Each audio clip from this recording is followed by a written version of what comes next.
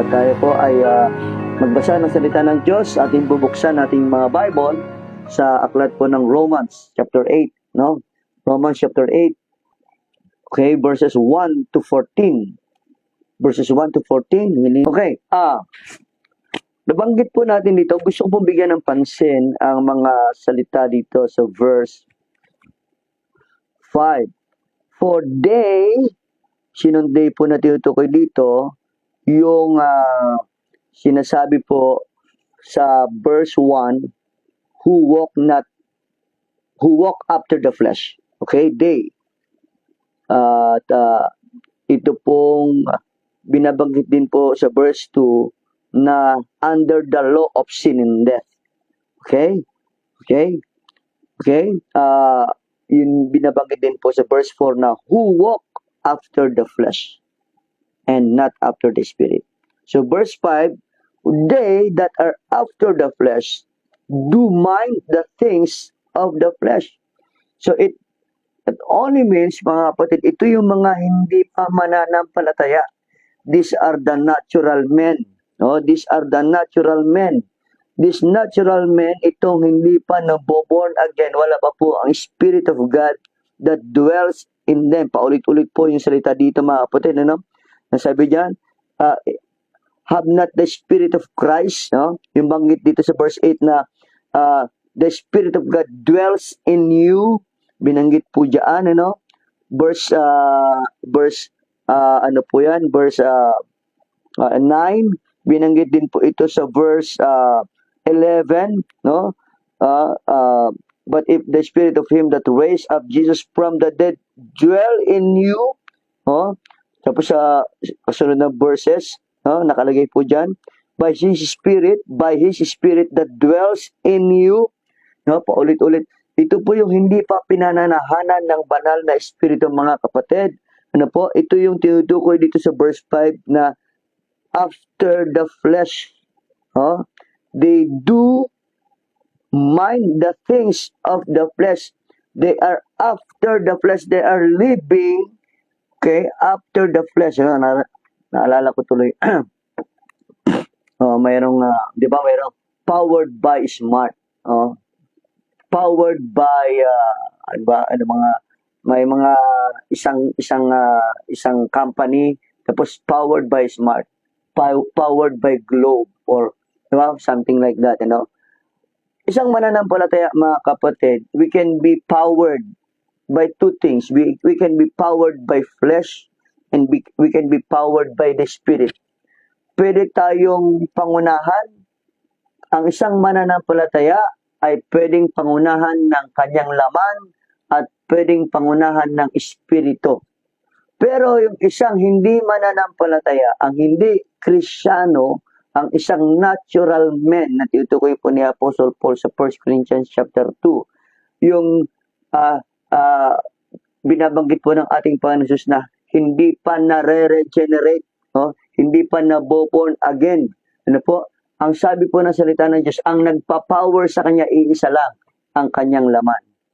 Ang kanyang ginagawa, ang laman ng kanyang kaisipan ay ang nais ng kanyang laman. Verse 5, for they that are after the flesh do mind the things of the flesh, but they, sino namang tong another day na ito? So dalawa, dinifferentiate. Yung unang day ay itong pinangungunahan ng laman, itong mga natural men, okay? Itong mga unbeliever, ang nangunguna sa kanya, laman. Pero, nasunod po, mga kapatid, no?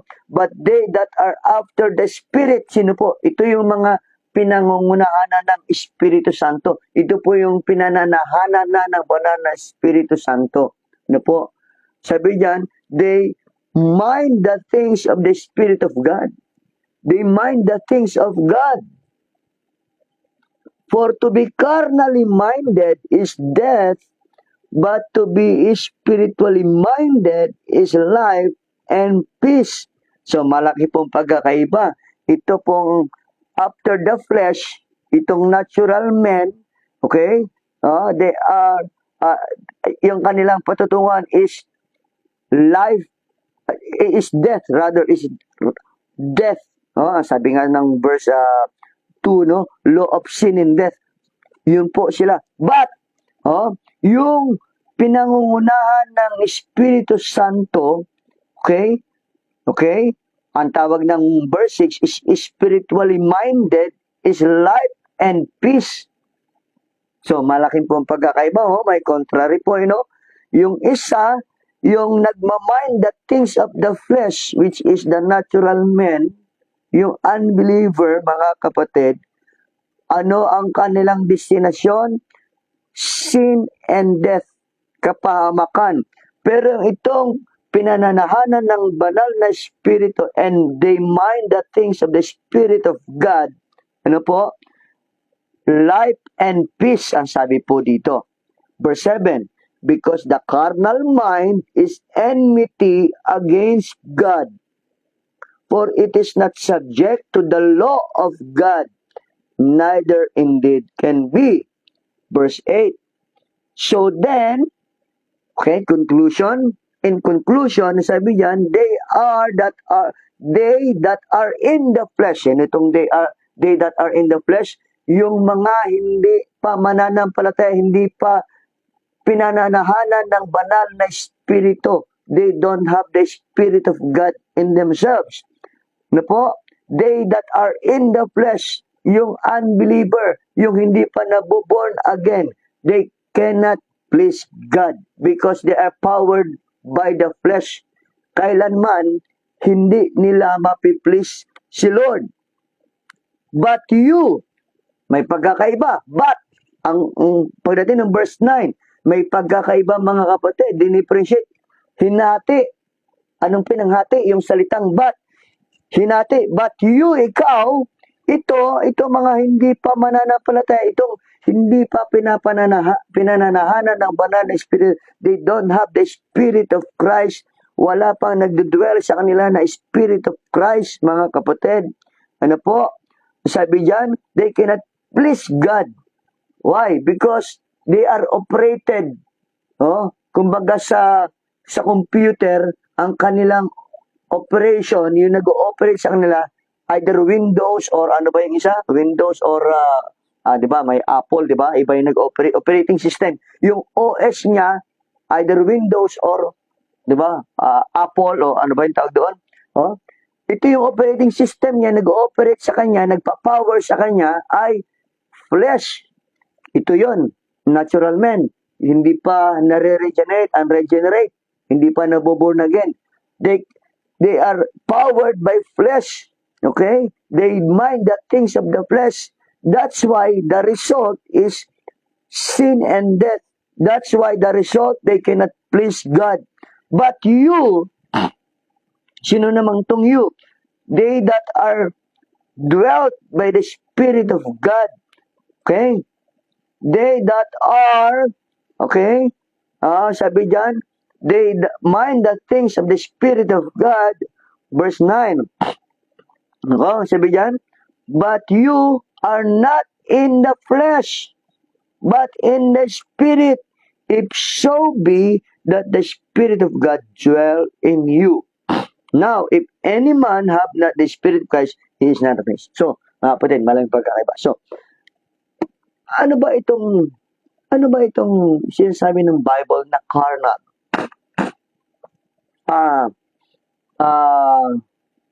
Naririnig po natin ang salitang, paulit-ulit sa Bible ng salitang carnal. So, ang tanong, ang isang Kristiyano ba, is there such thing as carnal Christian? Is there such thing as carnal Christian? Sasagutin po natin ang tanong na yan. Okay? And, kung ikaw ang isang tao na namumuhay sa carnality or powered by flesh, ano ang magiging result ng buhay niya? Okay? So, unang katanungan na gusto natin sagutin is there such thing as carnal Christian? And kung isang tao, mapakristyano man o hindi kristyano, regenerate or unregenerate, powered by the flesh or powered by Christ, Spirit of Christ, ano ang magiging result nito sa buhay niya? Okay? So, what do we mean by the word carnal, mga kapatid? The word carnal, mga kapatid, ang ibig sabihin po niya sa Bible, it means fleshly. Nabasa natin ang salitang flesh dito. Fleshly, ibig sabihin, sarkikos nga, sa Greek word is sarkikos. Or nanggaling po dyan yung salitang carne. Carnal. Kaya nga po mayroon tayong word na carne. Flesh. Ano po? Sorry po, medyo hanggang ngayon ay may phlegm pa rin po ako. Ilang araw na po ako may ubo. Ayun na po. So, kaya medyo nahirapan ako magsalita. Para kung may nakabara sa lalamunan ko. Fleshly, ibig sabihin ng carnal means fleshly, worldly. Ang word ng Bible is worldly, makamundo.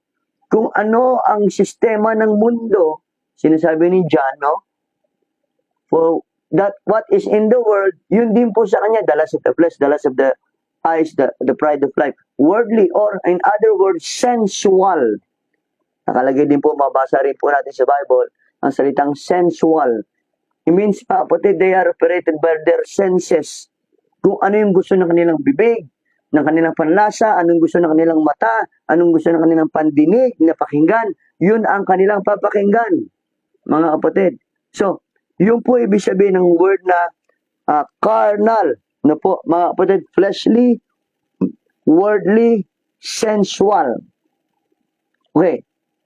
Ngayon, ang another question na binanggit ko kanina ay yung katanungan na, is there such thing as carnal Christian? Okay. Sagutin natin ito sa pamamagitan po ng salita ng Diyos, hindi po yung sarili kong opinion. Malinaw sa binasa natin kanina, mga kapatid, na salita dito, ang sabi po dito sa verse 5, for they that are after the flesh, they that are after the flesh, they that are operated by the flesh, they that are operated by the flesh, ibig sabihin, they that are carnal, they mind the things of the flesh. Ano pa sabi sa verse 6? For to be carnally minded is death. Mga kapatid, ibig sabihin, mga kapatid, ang isang Kristiyano, hindi na siya pinangungunahan ng kanyang laman.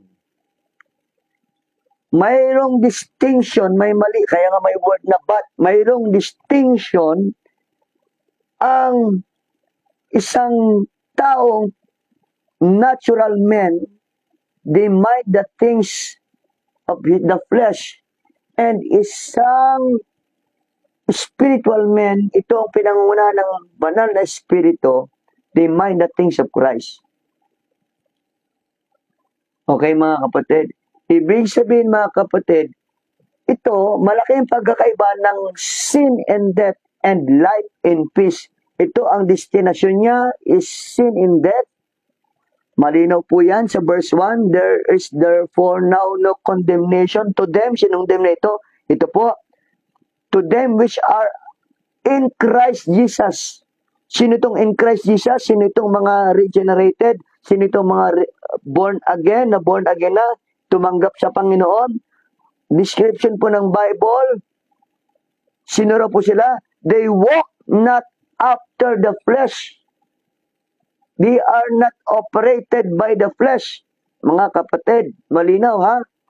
They are not operated by the flesh, but after the Spirit. Kumbaga, yung OS nila dati, Windows, ngayon hindi na Windows, iOS na. Diba? Ano na, Apple na. Iba na yung operating system niya.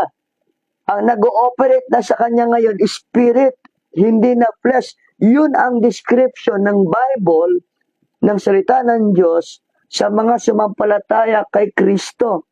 They walk not after the flesh, but after the Spirit. So yung OS niya, Espiritu na po. They are made free. Verse 2. Okay?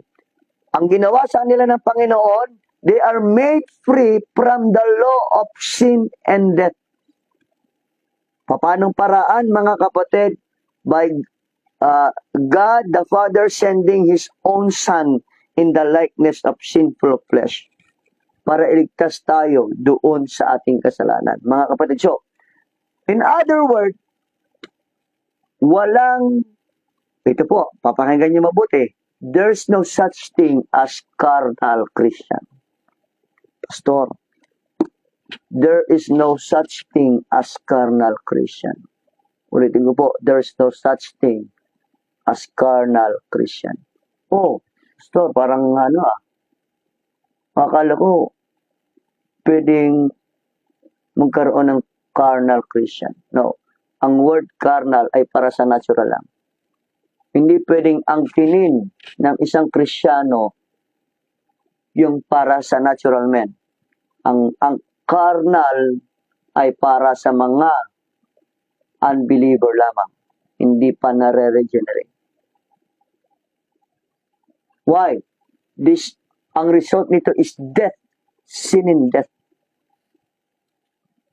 So, walang Kristiyano, okay? Walang Kristiyano na pwede niyang sabihin na, okay na pala ako, kahit karnal na lang ako, okay naman ako na, pwede naman ako maging Christian, tapos doon lang ako sa kategory ng carnal na Christian. No, there's no such thing as carnal Christian.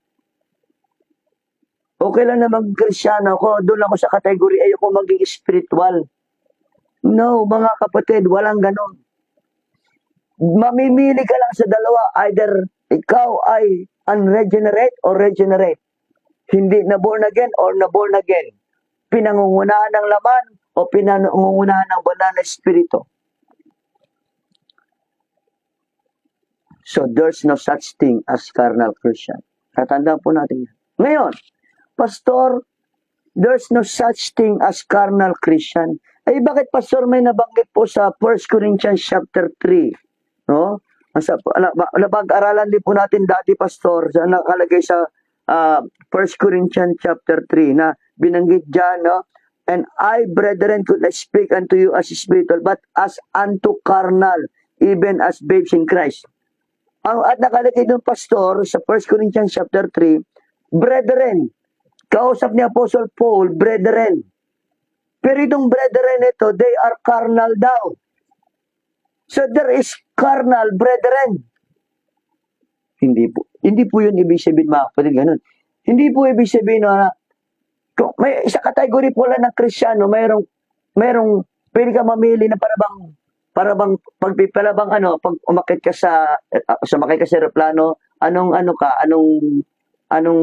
category ka? Doon ka ba sa mas medyo mura lang o mahal?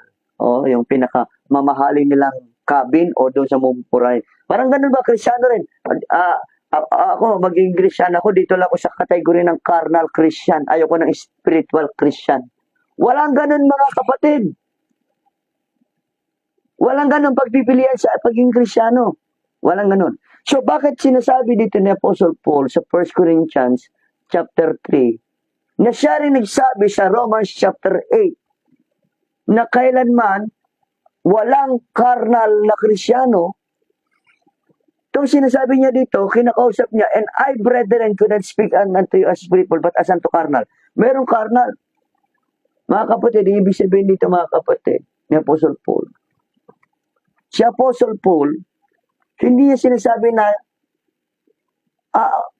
carnal na ito mga taong ito, they are operated by flesh. Mga kapatid, ano po, bakit po? Ang sabi dito, yung word na carnal, pinaliwanag din dito, yung word na babes in Christ. Yung carnal pala dito, mga kapatid, ibig sabihin nito, they are immature. Yet they are still like baby Christian. They are baby Christian na ang kaya lang milk ang inimit at hindi meat. Mga kapatid, ibig sabihin, sila sa pasimula pa lang na Kristiyano. Ang ibig sabihin mga kapatid, there's no such thing as carnal Christian. But, mga kapatid, sometimes, Christian can experience carnality. But real Christians, real believers of Christ, will not stay carnal. Ang direction niya, ito po, dalawang direction lang yung mga kapatid Dalawang direction lang. Direction, sabi sa Romans chapter 8, ang direction niya, flesh. Okay? Mind the things of the flesh. Ang direction niya, ano po? Ang direction na ito, sin and death. Another direction, the opposite direction is spirit. Ano pong spirit na ito? Life and peace. Dalawang direction lang po yun mga kapatid. At sa direction na ito mga kapatid, hindi ito nagkaroon ng sanga. Hindi nagkaroon ng sanga at yung sanga na yun, isang sanga na yan, ay sa life and peace, may sanga ng spiritual at may sanga ng carnal. Wow, isa lang po yun. At dito sa direction na ito, kuminsan, medyo nagsisway tayo. At pag sisway natin ng ganyan, napapaliko tayo ng kunti, doon tayo nakaka-experience ng carnality. Nagdidrift tayo, nagbabackslide tayo. Yun, sa tuwing tayo nagbabackslide at nag-yield tayo sa gusto ng laman natin, we experience carnality. But, yung direction natin is spirituality. Our direction, it's not about perfection, it's about direction. It's about our desire. Yung desire na po natin ngayon, yung affection na po natin ngayon, yung Spirit of Christ, we mind the Spirit of Christ. We don't mind the mind of the flesh. Hindi na niyo mga kapatid. So, dalawang direksyon lang yan. Walang in between. Dalawang direksyon lang. Flesh on the Spirit. Yung flesh, carnality. Kapag tayo na powered by flesh, operated by flesh, ang result, carnality. Ang nakikita sa ating worldliness, fleshly, sensual. And ang description ng Bible, they are the natural, they are operated by flesh. At isang direksyon naman ay patungo sa Panginoon. Pero sa ating pagtungo sa Panginoon, kuminsan, we still in the baby. Doon pa lang tayo, hindi tayo nag-grow. Sa ating journey, minsan doon lang tayo. Hindi tayo nag-grow. At doon sa moment na yun, sa stage na yun, mga kapatid, we experience carnality. Christian can experience carnality. Naintindihan niyo mga kapatid? Naintindihan niyo ba ako? So, malinaw mga kapatid, there's no such thing as carnal believer, carnal Christian. Either sa Panginoon ka o hindi ka sa Panginoon. Ikaw ay sa pinananahanan ng banal na Espiritu o hindi pinananahanan ng banal na Espiritu. But, mga kapatid, Christian can experience carnality. Sometimes, we experience carnality. Hindi siya magpapatuloy doon. Okay? Hindi siya magpapatuloy doon. Opo. Aayusin niya at magpapalit siya ulit sa Panginoon. Hindi siya mamumuhay sa carnality. At sabi niya, okay na ako, na ganito na lang ako. Okay na carnal na lang ako. Kung ikaw, Kristyano, at okay sa'yo, na ikaw ay namumuhay sa karnalidad, mga kapatid, i-check mo ang sarili mo kung talagang Kristyano ka ba o hindi. Kasi ang tunay na Kristyano, hindi namumuhay sa carnality. Yes, may experience niya carnality, pero hindi namumuhay sa carnality. At satisfied na siya, okay na lang ako dito sa pagiging carnal ko. Parang mas gusto ko itong pagiging carnal ko. Parang mas okay ito Carnal ako, Kristyano ako, pero Hinihit-hit ng mga hindi Kristyano, yun din hinihit-hit ko. Yung utak ng hindi Kristyano, utak ko rin. Yung gusto ng hindi Kristyano, yun din ang gusto ko. At wala akong pakialam sa Panginoon. Wala akong pakialam sa gusto ng Diyos. Wala akong pakialam sa nais ng Diyos sa buhay ko. Mga kapatid, kapag ganyan ang isip mo, mga kapatid, wala kang karapatan na sabihin sa sarili mo na ikaw'y Kristyano.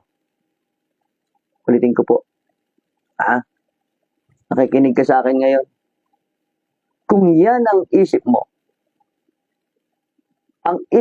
wala ang Espiritu ng Panginoon. Wala sa iyo ang mga bagay na gusto ng Panginoon. Hindi mo gusto yung gusto ng Panginoon. Bagkus ayaw mo yung gusto ng Panginoon. You hate the things of God. You don't love the things of God, but you love the things of the world. The Bible says, you don't have the love of the Father. You don't have the love of the Father. The love of the Father is not in you. It only means, mga kapatid, you don't have still the Spirit of Christ. So, mga kapatid, malinaw po mga kapatid. Magbasa tayo ng salita ng Diyos. 1 John chapter 3. Okay? Na sinasabi dito mga kapatid, sinasabi ko sa inyo, ang tunay na mananampalataya, ang tunay na born again, ang tunay na sumampalataya kay Jesus ay kailanman hindi mamumuhay sa carnality. Kailanman. Walang Kristyano, totoong Kristyano na namumuhay sa carnality. Okay na lang na, carnal na lang siya. Okay na. At sasabihin niya, okay lang pala ako na maging carnal. No, mga kapatid. Tingnan niyo po, 1 John chapter 3. Tingnan niyo po sa verse 6. Verse 6 and verse 9. Okay, tingnan niyo po sa verse 6. Whosoever abideth in Him. Sinong Him dito? Jesus Christ. Sino dito kayo ito? Itong mga tunay na sumampalataya kay Kristo. Sabi diyan, sinneth not. Ibig sabihin ng sinneth not dito, hindi ibig sabihin ng sinless perfection. Dapat hindi na nagkakasala, hindi po yun ibig sabihin dito. Ibig sabihin, does not continue sinning, does not practice sin. Ang kay Kristo, ang tunay na sumampalataya kay Kristo mga kapatid, hindi na dapat namumuhay sa kasalanan. Hindi na dapat na mamuhay sa carnality. Hindi na dapat pinangungunahan ng kanyang laman. Yes, nagkakasala siya, pero hindi niya na ipinapractice yung kasalanan. The moment na nalaman niya kasalanan, na kasalanan pala itong pangangalo niya. Na kasalanan pala ito, hindi pala kalugod-lugod itong pag-inom ng alak. Hindi pala tama ito sa Panginoon. Ititigil ko na. Hindi pala tama itong pagbe-vape. Kasi makakasira ito sa katawan katawan natin. At ang katawan natin ay templo ng banal na Espiritu. Hindi pala kalooban ng Diyos na ako ay mag-vape, magsigarilyo. At dahil nalaman mo, you will not continue sinning. You will not practice sin. Hindi mo na ipagpapatuloy yun. Hindi mo na ipamumuhay yun. Yun ang tunay na Kristyano. Pero kung ikaw, nalaman mo mali na yung ginagawa mo ay sa banal na kasulatan. Pero okay lang sa'yo na ipagpatuloy yun. At hindi ka man lang nag-grieve na wala mang conviction sa'yo na mali ito. At masaya ka pa na ginagawa mo, na enjoy mo pa yung kasalanan mga kapatid, na alam mo kasalanan, pero ini-enjoy mo pa rin na para bang wala kang nasasaktang Diyos, wala kang pakialam kung nasasaktan mo ba yung Diyos. Mga kapatid, sasabihin ko sa'yo, wala kang karapatan na sabihin na ikay Kristyano. Walang karapatan na i-claim na ikaw ay kay Kristo. The Bible says, babasahin ko sa inyo, no? Sabi diyan, sige tuloy natin muna, babalik kayo mamaya. Whosoever sins has not seen Him, neither known Him. Hindi ba talaga kilala kung sino yung Panginoon? Verse 9, whosoever is born of God, does not commit sin. Okay? Ang tunay na born again does not commit sin. If you mean, hindi niya na pinapractice, does not practice sin. Okay? So, di ba, yung ah, mga doktor, di ba? Anong pinapractice mo ngayon? No? Pinapractice ko yung ay pedia. Yun ang pinapractice kong forte. Di ba? Yun ang kanyang work na expertise. No? Pedia, mga bata, o kali sa tenga siya, o kali sa di ba? Ear, nose, tongue siya, mga ganon. Di ba? Meron sa kidney naman, pinapractice niya. Ang isang Kristyano, mga kapatid, ang pinapractice niya, hindi na kasalanan, hindi na laman. Ang pinapractice niya sa buhay niya, ang ino-operate niya sa buhay niya, ang pinangunguna niya sa buhay niya, ang banal na espiritu. Malinaw po yan, mga kapatid, verse 9. For his seed remains in him. He cannot sin. He cannot continue sinning because he is born of God. Ang tunay na born again cannot continue sinning. Hindi yung, siguro naunawa naman nila ako ni Lord. Naunawa naman ako ni Lord na ganito ako, na kaya ko nagagawa yung kasalanan na to. No, mga kapatid. Ang tunay na Kristyano, matapos niyang malaman ang kalooban ng Diyos sa buhay niya, kalooban ng Diyos ang sinusunod niya, hindi na yung gusto niya.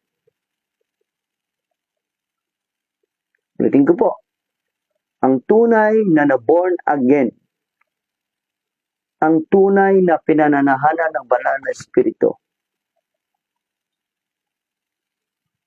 Mga kapatid, matapos niyang malaman ang kalooban ng Panginoon ayon sa banal na kasulatan,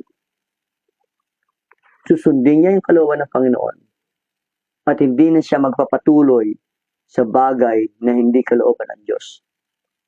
Hindi na siya magpapatuloy sa kasalanan. Bagkus susundin niya ang kalooban ng Panginoon.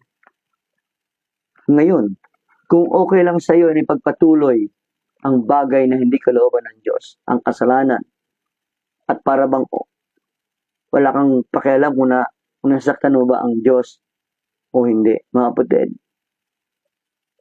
wala kang karapatan na i-claim sa sarili mo na kay Kristyano. Examine mo yung sarili mo. Repent. Baka hindi ka pa tunay na mananampalataya. Ang isang Kristyano, hindi nagpa-practice ng sin, hindi nagpapatuloy sa kasalanan. Yes, he may drift, natatalisod siya, nadadapa siya, pero hindi na nagpapatuloy sa pagkadapa. At okay na lang sa kanya nakadapa siya, hindi na bumangon. Ang tunay na Kristyano, matapos niyang malaman ang kanyang sarili sa harap ng Panginoon, aayusin niya sarili sa Panginoon. At hindi siya magpapatuloy sa kasalanan na yon. Hindi niya ipamumuhay ang kasalanan na yon. At susundin niya Panginoon. Yun ang tunay na Kristyano, mga kapatid. Yun ang tunay na sumampalataya sa Panginoon. Yun ang tunay na born again, mga kapatid. Bakit po? Tuloy natin. Balik tayo doon sa text natin. 1 Corinthians chapter 2 Corinthians chapter 10. Sorry. Romans chapter 8 pala. So, Romans chapter 8. Balikan natin yung Romans chapter 8. Bakit ko sinasabi, mga kapatid, na kung ikaw ay tunay na Kristyano, kung ikaw ay sinasabi mo tunay kang Kristyano, pero, ikaw okay lang sa'yo na mamuhay sa carnality, mamuhay sa kamunduhan, na para bang walang nangyari sa'yo, at sinasabi mo Kristyano ka, pakilala mo Kristyano ka, alam ng ibang tao Kristyano ka, kapatid, sabi po ng Bible, ito po verse 9. Now, if any man, Romans chapter 8 verse 9, now if any man have not the Spirit of Christ, he is not of his. He is none of his. Hindi ka sa Panginoon. Sa Tagalog. Kung wala kang Espiritu ng Diyos, ibig sabihin, kung wala kang Espiritu ng Diyos, dalawa lang yan. Ito yung may Espiritu ng Diyos, Spirit of Christ, pinangungunahan ng Espiritu ni Kristo. They mind the things of God. They are operated by the Spirit. They are powered by the Spirit. Ito, they are powered by flesh. Okay? They had the mind of the flesh. Okay? Sabi ng Panginoon, wala siyang Espiritu ni Kristo at hindi siya pag-aari ni Kristo. So, sinasabi ko sa inyo mga kapatid, sinasabi ng salita ng Diyos, no, na ang hindi mananampalataya, wala siyang Espiritu ni Kristo at hindi siya pag-aari ni Kristo. They are not in Christ. Mabasa natin sa verse 1. There is therefore now no condemnation to them which are in Christ. Ito, out of Christ. Labas siya kay Kristo. Itong kay Kristo, they are made free from the law of sin and death. Okay? So, ngayon, ang isang taong namumuhay sa carnality, mga kapatid, ano yung result nito? Magbigay ako ng ilang mahalaga na dapat niyo maintindihan. Ano yung result? Ano yung end result ng isang taong namumuhay sa laman? Unang-una, sabi dito sa Romans chapter 8. Tingnan po sa verse 6. For to be carnally minded is death. So mga kapatid, itong carnally minded pala mga kapatid, kung ikaw ay mamumuhay sa flesh mo, okay sa'yo na ikaw ay operated by flesh, powered by your flesh, and not of the Spirit of God. Na magpapatuloy ka na mamuhay sa laman. Yung gusto ng laman, ang word nga di ba ng carnal, di ba? Sensual. Yung mga senses mo, yun ang gusto mo. Kapatid, ang end result pala niyan, death. Kapahamakan. Ibig sabihin, pagbabayaran mo ang kasalanan mo sa magitan ng kamatayan. The wages of sin is death. Ibig sabihin, pupunta ka pa rin ng impyerno, which is the second death, in the lake which burn with fire and brimstone. Kung ikaw ay mananatili, mga kapatid, sa laman, mananatili kang mamuhay sa laman, mga kapatid, your end result will be eternally separated from the Lord. Yun ang patutunguhan mo. You are still unsaved. Hindi ka pa ligtas. You're still under the law of sin and death. You are not made free. Ang sabi sa verse 2, you are not made free from the law of sin and death. Hindi ka pa nakakalaya doon sa batas na yun. Kung ikaw, ang mind mo is carnal mind. Ano pa po, mga kapatid, no? At dahil doon, mga kapatid, at dahil doon, na ikaw ay may carnal mind, at dahil doon, ay yung destination mo is death. Sabi sa verse 8, mga kapatid, so then they that are in the flesh, powered by flesh, powered by carnality, they cannot please God. So unang-una mga kapatid, kailanman hindi mo malulugod ang Diyos. Hindi mo malulugod ang Diyos. Anumang bagay na ginagawa mo powered by your flesh and not powered by Christ, kailanman hindi nakakalugod sa Diyos. Pag tinanong ng Panginoon, okay, ano ang operating system mo? Ano yung OS mo? Windows or iOS? Ay, Windows po. Ako, kung Windows ang operating system mo, reject ka sa akin. Ganun po sa Panginoon. Anong operating system mo? Flesh or spirit? Yung pagganta mo, anong operating system mo? Itong ginawa mong pagganta mo. Anong OS? Anong nagpa-power sa'yo? Flesh or spirit? Flesh po. Ako wala. hindi natin mapiplease si Lord sa ganung bagay, mga kapatid. They cannot please God. Huwag mong isipin na nalulugod mo ang Diyos sa ginagawa mo kung ang ginagawa mo is operated by your flesh. Yun po yung unang bagay. Dahil yun ang end result nun, death. Yun ang destinasyon ng hindi mananampalataya. Sin and death. They are still on their sin. And the end result is death. And they, ang sabi dyan, mga kapatid, they cannot please God. The Bible says they are enmity with God. Kaaway ka sila ng Panginoon. They receive not the things of God. Yun po. Yun po yun, mga kapatid. So, yun ang una. Pangalawa, mga kapatid. Tingnan niyo po. Punta tayo kanina binanggit natin 1 Corinthians chapter 3. 1 Corinthians chapter 3. No? Mabasa natin ang salitang mga kapatid dyan. Babes in Christ. Babes in Christ. Okay? Another verse. Hebrews chapter 5. Hebrews chapter 5 verse 13. Binasa natin kanina sa 1 Corinthians chapter 3. Babes in Christ. Carnal, ang word doon ang description ni Apostle Paul, ito sa mga babes in Christ, carnal. Hebrews chapter 5 verse 13. For everyone that useth milk is unskillful in the word of righteousness, for he is a babe, unskillful. Pag sinabi unskillful, inexperienced. Why? Because he is babe. Yung baby ba marunong na humawak ng kutsilyo, di ba? Binabawal nga rin sa kanya yung matutulis sa bagay kasi baka masaktan niya yung sarili niya. Unskillful pa siya. Baby siya. Another one. Ephesians chapter 4. Ephesians chapter 4. Tingnan niyo po, verse 14.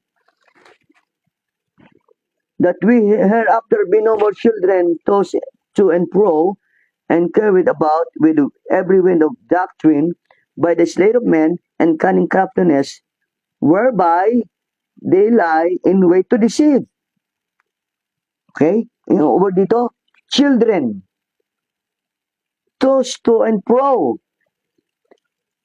So another end result, mga kapatid, kung isang tao ay mamumuhay, isang Kristyano na nagdi-drift away at namumuhay sa carnality at nakaka-experience ng carnal, hindi namumuhay, nakaka-experience ng carnality sa buhay niya. Anong result nito, mga kapatid? Immaturity. He will not grow. He will act like a child. Alam mo yung child, mga kapatid? Ang child, ano yan? Mayroon paliwanagan yung child, di ba? Yung bata, mayroon paliwanagan yan. Pag pinaliwanag mo sa kanya, insist niya pa rin gusto niya. Carnality po yun, mga kapatid. Pinapaliwanag na sa iyo yung dapat mong gawin, insist niya pa rin. Tapos matampuhin yan ng bata. Agawan mo ng laruan yan, magtampo yan. Hindi siya marunong hindi siya marunong tumanggap ng correction. Bata yun. Ang gawa ng bata? Yung page, mga kapatid. Anong trabaho ng bata? Kinakalang-alagaan mo yan. Timplahan mo ng gatas niya. Hindi niya kayang magtimpla pa ng sarili niya. No? Inaakay mo pa. Diba? Ay, intindi mo pa. Imbis na kasama mo nang umintindi. Siya pa yung inintindi mo. Babe siya. Ang trabaho niyan, bata, ang bata, consumer yan. Imbis na contributor, consumer yan. Imbis na mag-ambag, hindi, siya puro konsumo lang siya. Bata hindi pa marunong maghanap buhay yan. Naghintay lang yan, ano kayang pagkain? Anong ulam? Yun ang word ng bata. Anong ulam? Hindi maghanap ng ulam yan. Hindi mag-initiate maghanap ng ulam. Bata consumer, not contributor. Yun ang isang Kristiyano na nakaka-experience ng carnality. Pinaulit ko, mga kapatid. Ang isang tunay na Kristiyano na maka-experience ng carnality, babalik yan. Aayusin yung sarili niya sa Panginoon. Hindi siya magpapatuloy doon. Magpapakorek siya sa Panginoon. At sasabihin niya, Lord, sorry Lord, kahapon ay napangunahan ako ng aking laman. Ayoko po yun, Lord. Hindi po ako kampante na ako ay operated by my flesh. Babalik ako sa iyo, Panginoon. Ganun, mga kapatid. Another one. So, cannot please God, immaturity, hindi siya mag-grow. Ano pa po? Ito po. Balikan natin yung 1 Corinthians chapter 3. 1 Corinthians chapter 3. Anong end result? Anong result ng mga namumuhay sa carnality, mga kapatid? Tingnan nyo to. 1 Corinthians chapter 3. Verse 3. For you are yet carnal, whereas there is among you envying and strife and divisions. Are you not carnal and walk as men? For while one says, I am of Paul, and another, I am of Apollos, are you not carnal? Kita niyo po yung salita, mga kapatid, ha? Envying, strife, division, are you not carnal? Another one. But atras tayo konti, chapter 1. Chapter 1 ng 1 Corinthians. Chapter 1. Tingnan po sa verse 11. Oh? For it has been declared to me of you, my brethren, okay, mga brethren, ha? By them which are in the house of Chloe, that there are contentions, quarrels, contentions among you. Pag-aaway-away. May pag-aaway-away, mga kapatid. May envying, may strife, may divisions, pag-aaway-away. Sa bahay pa ni Chloe, may nababalitan ako sa bahay na nagkakatsismisan at nagkaka-division na. Ngayon, dahil doon, nagkakaaway-away. Ano yun? Carnality po yun. Result po ng carnality yun. Result ng malaman mo na ikaw ay ino-operate ka ng flesh. Nakaka-experience ka ng carnality tapos hindi mo inaayos ka agad. Anong result? Contentions, envying, strife, divisions. Another one. Okay? Another one. 1 Corinthians chapter 11. Chapter 11 naman tayo. Huh? Karamihan ito, puro Corinthians. Kasi ang Corinthians, puro carnality ng Corinthians eh. 1 Corinthians chapter 11, verse 18. Verse 18. First of all, when you come together in the church, I hear, in the church, I hear that there be divisions among you. At sabi ni Apostle Paul, pinaniwalaan ko yun. Sa nakikita ko sa inyo, may division sa inyo. Oh, carnality yun. 2 Corinthians chapter 12. 2 Corinthians chapter 12. Tinan nyo, 2 Corinthians. May grupo na ganito. Ako, ayoko ganito. Ayoko, mainit ang ulo ko ganito. Kapatid, carnality yun, mga kapatid. 2 Corinthians chapter 12. Tinan po sa verse 20. For I fear lest when I come, I shall not find you such as I would. Sabi ni Pusol, baka pagbalik ko dyan pagdating ko dyan, hindi ko kayo madatnan ayon sa dapat ko madatnan. Dapat madatnan ko kayo dahil Kristyano kayo. Sabi nyo, Kristyano kayo, dapat pinangungunahan kayo ng spirit. Pero natatakot ako na baka pagbalik ko dyan, hindi ganun na matagpuan ko. Hindi Espiritu ni Kristo ang nangunguna sa inyo. You are not powered by Christ. Ano po sabi dyan?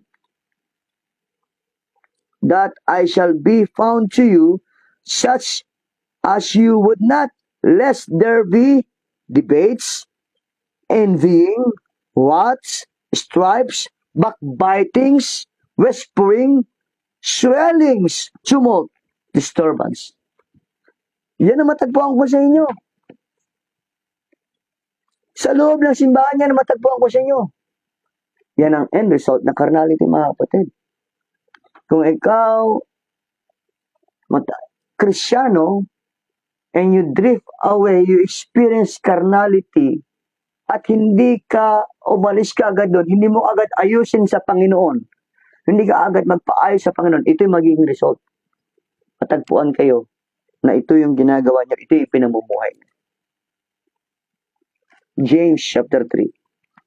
James chapter 3. Tingnan po sa verse 16. For where envying and strife is, there is confusion and every evil work.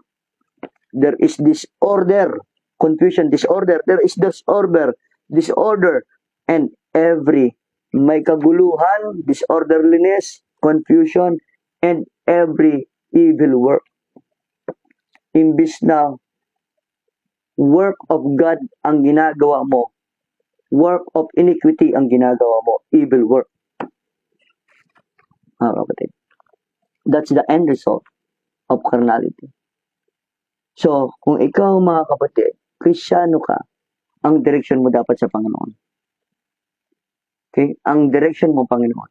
Kung makaka-experience ka ng carnality, iayusin mo kagad. Kasi kung hindi, either ang katotohanan, baka hindi ka paligtas. Kung di mo inaayos ang buhay mo, nalaman mong ikaw ay namumuhay sa laman, operated ka ng flesh mo, baka ang katotohanan yan you're still not made free from the law of sin and death. Kasi death po yung end result niyan. Enmity with God, pagkalaban sa Diyos.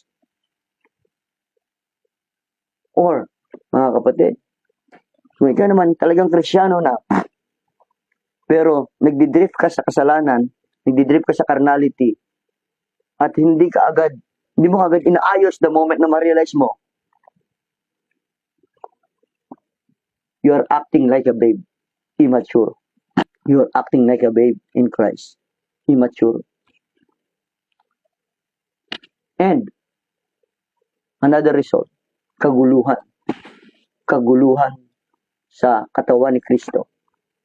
And being strife, division, backbiting, sa marami yung mga kapatid, binanggit dito.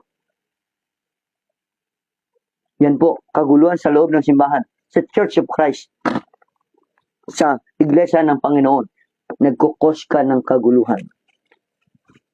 Nagkukos ka ng kaguluhan.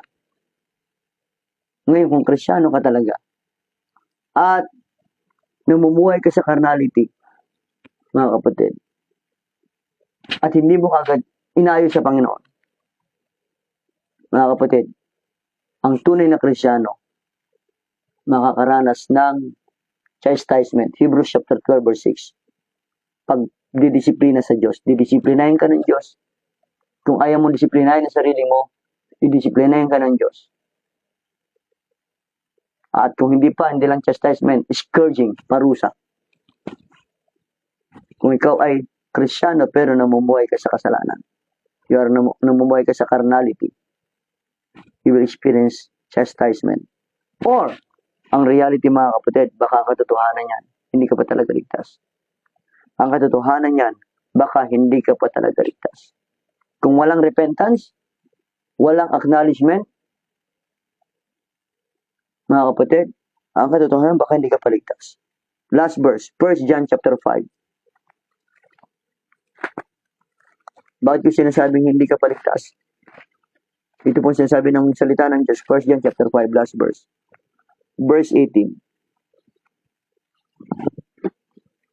Sabay natin basahin. 1 John chapter 5 verse 18. We know that whosoever is born of God sinneth not. Sino mang na born again na does not continue sinning, does not practice sin. Yun po ibig sabihin nito, ng verse nito, sinneth not. Does not continue sinning, does not practice sin. Hindi na ipinamumuhay ang kasalanan, hindi na ipinagpapatuloy ang kasalanan. Yun ang tunay na born again. Yun ang tunay na na-regenerate. Yun ang tunay na na-made free from the law of sin and death. Yun ang tunay na nakay-Kristo. Yun ang tunay na pinananahanan ni Kristo. Yun ang tunay na, ano po mga kapatid, yung Espiritu ni Kristo dwells in him. He will not continue sinning. He will not practice sin. Yan po ang sinasabi ng salita ng Diyos. But he that is begotten of God keeps himself, and that wicked one toucheth him not. Ang tunay na Kristiyano mga kapatid, ang Diyos ang mag-iingat sa kanya. Iingatan siya ng Panginoon. Ibig sabihin, Kung tunay na Kristiyano, ingatan siya ng Panginoon. Okay? At kung nakikita niya isang vessel na ito ay madumi, lilinisin niya yan. Linisin ng Diyos yan. Kasi pag-aari niya na yan. Lilinisin ng Diyos. Paano ka lilinisin ng Diyos? Either marinig mo yung salita ng Diyos, at ang salita ng Diyos ang maglinis sa'yo. At tapos mo marinig yung salita ng Diyos, Lord, nakita ko po yung sarili ko sa inyong mga salita, babaguhin ko po yung sarili ko. Lord, tulungan niyo po ako na mabago ko ito, Lord, at ayusin ko na po ito, Lord. Hindi ko na ipagpapatuloy yung kasalanan ko. Hindi na ako magpapatuloy doon sa mga barkada kung hindi pananampalataya. Hindi na ako magbe-vape, hindi na magsisigarilyo, hindi na magtitigas ang ulo ko. Susundin ko na kayo, Panginoon. So, gagamitin ni Lord yung salita niya para malinis ka, para mag-repent ka. Kung hindi, matigas ang ulo mo, ayaw mong linisin ang sarili mo, ang Diyos ang maglinis sa'yo. Didisiplinahin ka ng Diyos. Paparusahan ka ng Panginoon. Pwede ka niyang bigyan ng sakit. O anumang bagay sa buhay mo. Para ma-realize yung pagkakamali mo. Minsan iba samot-saring sakit nang naranasan, pero wala parang realization na baka katotohanan, baka hindi ka pa talaga sa Panginoon. Wala kang realization. Kasi ang tunay sa Panginoon, hindi magpapatuloy sa kasalanan. That's it. Kung hindi ka sa Panginoon, okay lang sa'yo na magkasala ka. Okay lang sa'yo na mamuhay ka sa mali. Walang conviction. Pero ang tunay na Kristiyano, may conviction. Kapag nag-aasala, nakukonvict siya at ayaw niya magpatuloy sa kasalanan. Mga kapatid, carnal mind is enmity against God. Carnally minded is death. So, ang isang Kristiyano, hindi magpapatuloy, hindi mamumuhay sa carnality. Iyan ang tunay na Kristiyano. Hindi na mamumuhay sa carnality. Hindi niya ma-enjoy ang buhay sa carnality. Kaya kung ikaw ay namumuhay sa carnality, repent. Repent. Come to the Lord. Ayusin mo sa Panginoon. Kung ano man dapat iayos mo sa Panginoon. Malinaw po ang salita ng Diyos ngayong gabi. Ayusin mo yung sarili mo sa Panginoon. Kasi kung hindi, ang end result niyan is death. Kinakalaban mo yung Diyos and you are not made free from the law of sin and death. Kapahamakan ang patutunguhan mo. Hindi lang kapahamakan ng physical mo, kundi higit sa lahat, kapahamakan ng kaluluwa mo. Okay, tayo manalangin o just tayo manalangin.